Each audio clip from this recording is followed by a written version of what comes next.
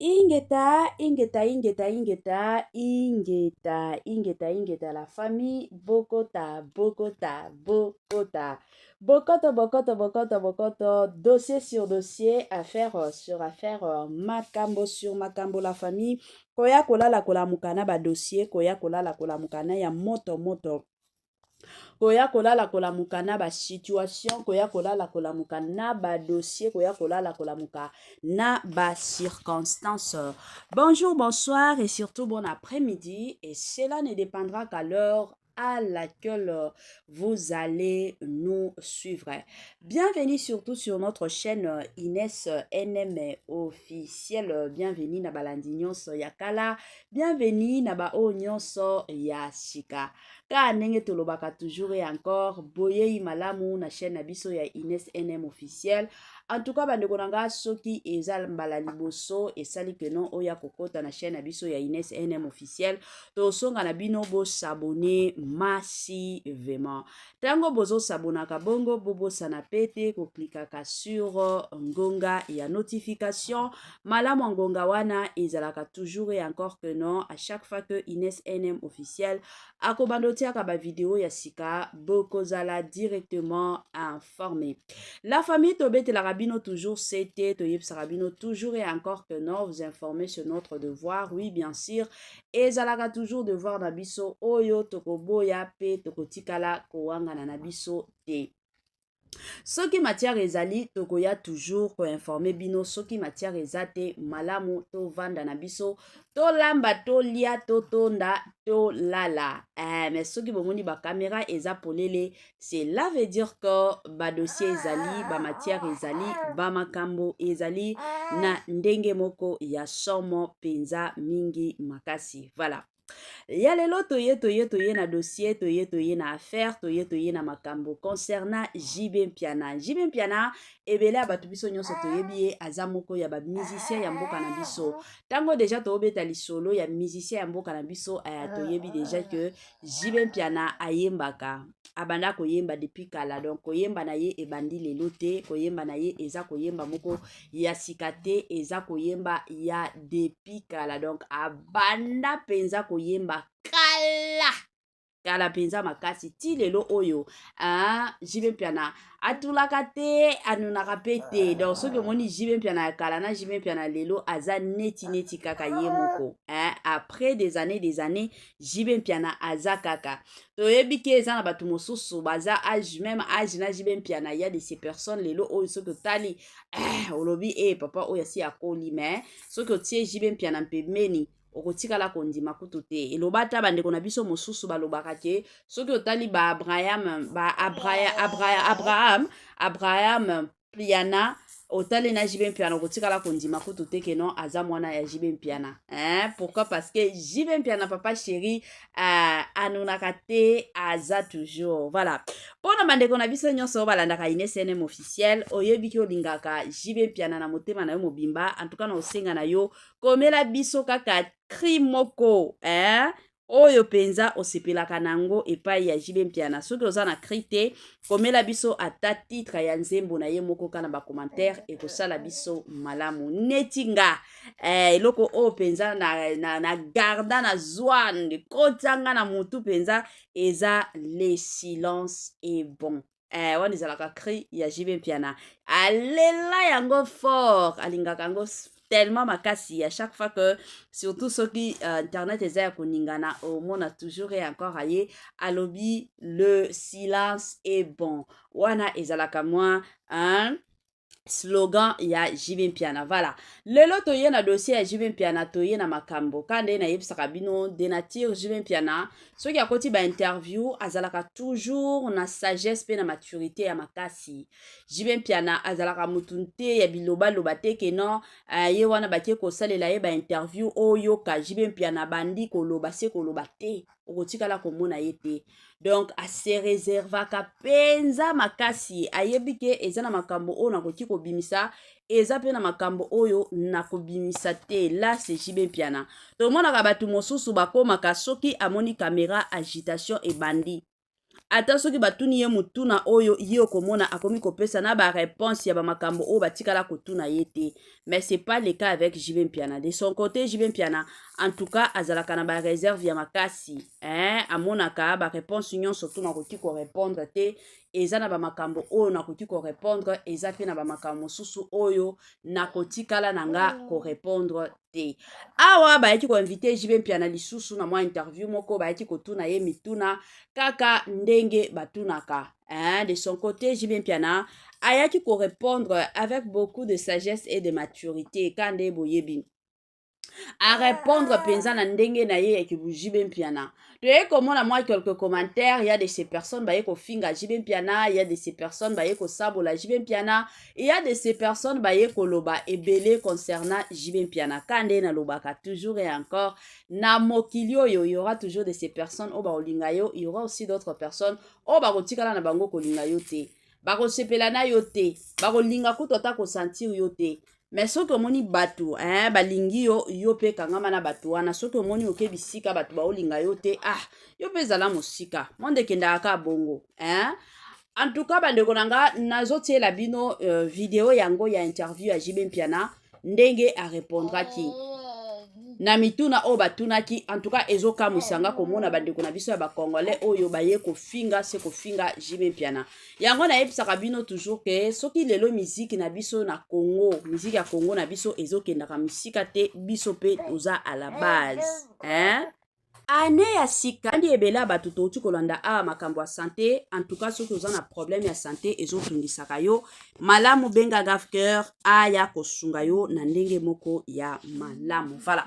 La famille, sans plus tarder, na tiela bino nanu ba maloba ya JB Mpiana, interview ya JB Mpiana na ndenge batuna kiye, nga ya bino mama Ines NM officiel, na ozonga na nga sima, pona komeka koya kosala analyse kaka ndenge esengeli. Mafinga ezalaki ebele na kote ya JB Mpiana, kande na lobaka na bino, Congolais azaka mutu moko azalaka na motema mabe, Congolais azaka mutu moko bandeko nanga, alingaka toujours koya kosambwisa baninga, alingaka toujours koloba mabe pona baninga.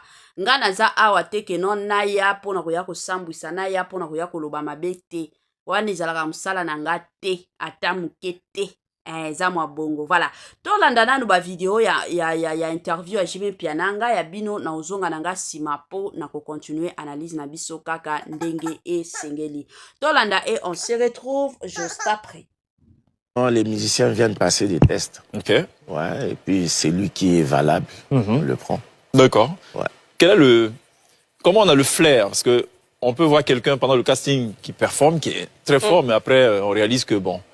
Bah, vous savez, nous, d'abord, c'est le physique compte aussi. Bien, tu peux avoir le talent. Le physique aussi? Ouais. Ah bon? Tu peux être un bon chanteur, mais tu dois aussi danser. Quand les musiciens viennent passer des tests. Ok. Ouais, et puis c'est lui qui est valable, on le prend. D'accord. Ouais. Quel est comment on a le flair? Parce que on peut voir quelqu'un pendant le casting qui performe, qui est très fort, mais après on réalise que bon. Bah, vous savez, nous, d'abord, c'est le physique compte aussi. Bien, tu peux avoir le talent. Le physique aussi? Ouais. Ah bon? Tu peux être un bon chanteur, mais tu dois aussi danser. Quand les musiciens viennent passer des tests. Ok. Ouais, et puis c'est lui qui est valable, on le prend. D'accord. Ouais. Quel est comment on a le flair? Parce que on peut voir quelqu'un pendant le casting qui performe, qui est très fort, mais après on réalise que bon.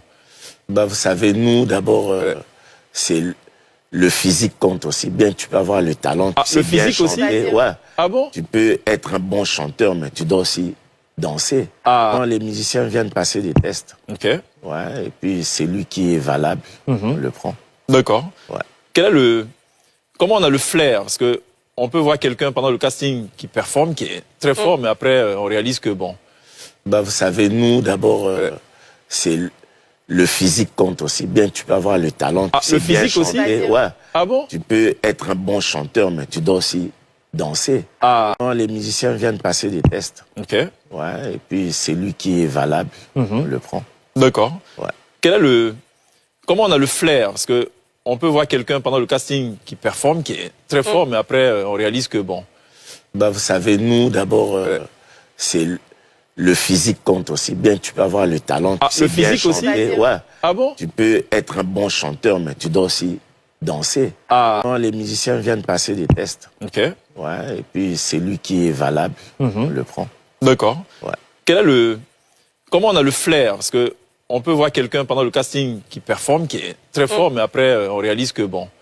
Bah, vous savez, nous, d'abord, c'est le physique compte aussi. Bien, tu peux avoir le talent. Ah, tu sais le bien physique aussi? chanter, ouais. Ah bon? Tu peux être un bon chanteur, mais tu dois aussi danser. Ah. Quand les musiciens viennent passer des tests. Ok. Ouais, et puis celui qui est valable, on le prend. D'accord. Ouais. Quel est comment on a le flair? Parce que on peut voir quelqu'un pendant le casting qui performe, qui est très fort, mais après, on réalise que bon. Bah, vous savez, nous, d'abord, c'est le physique compte aussi. Bien, tu peux avoir le talent. Ah, tu sais le bien physique aussi? chanter, ouais. Ah bon? Tu peux être un bon chanteur, mais tu dois aussi danser. Ah. Quand les musiciens viennent passer des tests. Ok. Ouais, et puis celui qui est valable, on le prend. D'accord. Ouais. Quel est comment on a le flair? Parce que on peut voir quelqu'un pendant le casting qui performe, qui est très fort, mais après, on réalise que bon. Bah, vous savez, nous, d'abord, c'est le physique compte aussi. Bien, tu peux avoir le talent. Ah, tu sais le bien physique aussi? chanter, ouais. Ah bon? Tu peux être un bon chanteur, mais tu dois aussi danser. Ah. Quand les musiciens viennent passer des tests. Ok. Ouais, et puis celui qui est valable, on le prend. D'accord. Ouais. Quel est comment on a le flair? Parce que on peut voir quelqu'un pendant le casting qui performe, qui est très fort, mais après, on réalise que bon. Bah, vous savez, nous, d'abord, c'est le physique compte aussi. Bien, tu peux avoir le talent. Ah, tu sais le bien physique aussi? chanter, ouais. Ah bon? Tu peux être un bon chanteur, mais tu dois aussi danser. Ah. Voilà, de retour, la famille na bandi ebele abatu touti kolanda. Ebele abatu surtout touti koyoka quand ndenge tolandi biso nyonso interview ya Jibe Mpiana ndenge ba recevaraki ye na plateau batuni ye makambo concernant recrutement soki bazo recruter batu nini oyo balingaka komona epai ya batu bino moko boye ko comprendre makambo Jibe Mpiana aye koloba namoni batu ebele baye kofinga Jibe Mpiana balobi na groupe na ye ya BCBG batu kutu ya malunga bazalaka te batu kutu ya forme nzoto ya bien bazalaka te pona nini koya koloba bongo na ba interview la famille na oyeba te nayebi te penza biso bakongolais soki tolukaka nini Jibe Mpiana ntango afongola groupe na ye ya BCBG atikala kosenga avi ya mutu te afongolaki yango paske amonaki ke ezalaki appel na ye ezalaki pe passion na ye yango eyaki kosala keno Jibe Mpiana ayaki kofungola alors ntango azwaka batu bakende koyemba na groupe na ye eza ye moko deja amonaka ayebaka bakritere ya batu nini akoki kozwa na bakritere ya batu nini akoki kozwa te kande nayebisaka bino le goût et les couleurs ne se discutent pas tokoki kodiskute yango te eza na place na biso te keno toya kodiskute yango te eza mwa bongo biso bakongole kande nayebisaka bino ere mosusu mpe tolekisaka na badire na biso biso bakongole toza batu moko bandeko na ngai na ndenge moko ya somo soki totali na groupe ya BCBG tomona kuna batu ya malonga bazali bato ya taille bazali bato ya forme bazali biso nyonso tomona bango eza te keno tomonaka bango te tomonaka bango nayebi te bino ntango Jibe Mpiana azoloba bakosto Jibe Mpiana ntango oloba batu ya nzoto ya bien naoyeba te siko bino bookanisa nini akende ozwa mindele paske kongolais amonaka mutu soki ateli mutu soki aza pembe mutu soki aza mundele wana nde aleki batu nyonso yango ezalaka conception ya congolais et pourtant ce n'est pas ça yango bomona batu mosusu lelo oyo abotama na ye mutu wa mwindu non parce que aza complexe parce que ye amoni ke batu oyo baza pembe nde batu ya kitoko ake pe kotia bachoko lelo oyo ekomi komemela ye ba maladi pourquoi parce que ozolandela oyo batu balobi il y a de ces personnes qui mwindo na bango baza kitoko eza na batu mosusu pe na kipembe na bango baza kitoko ezalaka bongo soki totali na groupe ya BCBG Jibe Mpiana aza na bato malonga aza na batu penza baza présentable tomonaka ta kutu badanseuse na ye wana oyo babinaka kuna baza badanseuse moko ya malonga otala boyo otali olobi wow baza batu penza ya malonga na oyeba te Quand nde nalobaka toujours, dans la vie, il y aura toujours de ces personnes, oh, bah, osepela na yo. Peut-être sur 100%, il y aura 40 personnes, ya batu oyo, bah, olinga yo, il y aura 20% ya batu oyo, bah, ina yo à l'occasion de rien. Il y aura aussi 40 personnes, oyo, peut-être de leur côté, bazata kuna te. Quand nde ye moko ayemba kipe ya yo.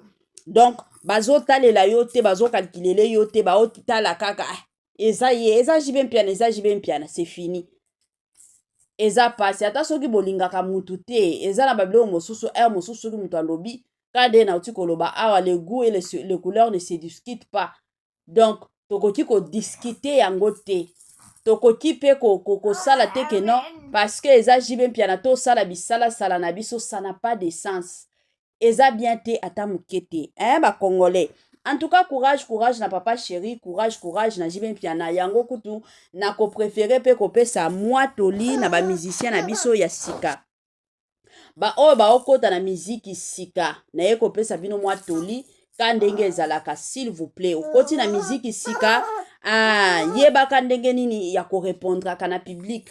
Soki omoni ke nanu okomi prêté ya kokotaka ba interview, malamu okotaka ba interview te. Parce que ebele ya batu lelo baye kobebisa ba réputation na bango, ebele ya batu lelo baye kobebisa baye kobebisa ba carrière na bango likolo kaka interview moko boye olie ovandaka kimia ye azolinga kaka bilobela, azolinga kaka batu ba sentir que non azali, batu ba yeba kaka que non azali.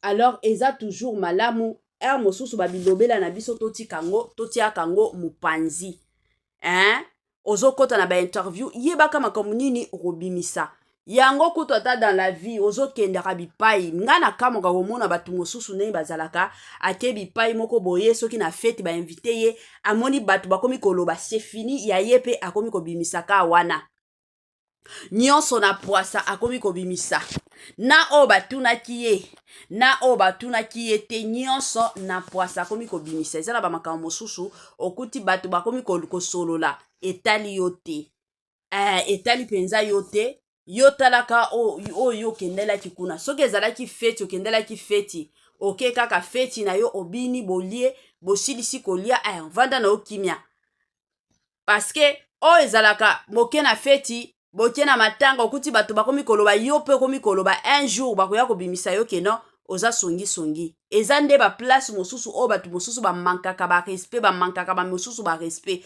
Omona batu mosusu babande opesa yo respect de loin, baomona yo de loin bao respectaka yo, mais parce que bayebi ke ope tosololaka makambo ya muke kaka ye wana pe akoko aye kokotisa pe munoko na ye, cela veut dire que ye pe azalaka muto songi. Alors dans la vie eza na bamakambo mosusu il faut koevitaka. Dans la vie eza na bamakambo mosusu eza na ba place mosusu okoti boye basimbaka te soki okie kosimba obebisi carrière na yo, obebisi réputation na yo, obebisi kibomutu na yo. Eza mwa bongo nga eza ka conseil mama Ines NM officiel aye kopesa bino. Na yebisaka bino toujours ba conseil topesaka bino c'est à prendre ou à laisser. Soki omoni ke conseil oyo nga na ko esala nga eloko te kosunga nga pe na eloko te, tika na yo vanda na yo. Mais soki omoni ke oyo kosunga nga en tout cas na osenga na yo tia yango na motema banda ko pratiquer yango bisika nyonso okokende ekozala toujours et encore malamu mingi. Voilà, tokomi na suka moi partage na biso, s'il te plaît, s'il vous plaît, soki nano tiaki j'aime na yo te, c'est le moment tielanga j'aime, partage ekosala malamu. Permettez-moi surtout de vous dire bye bye.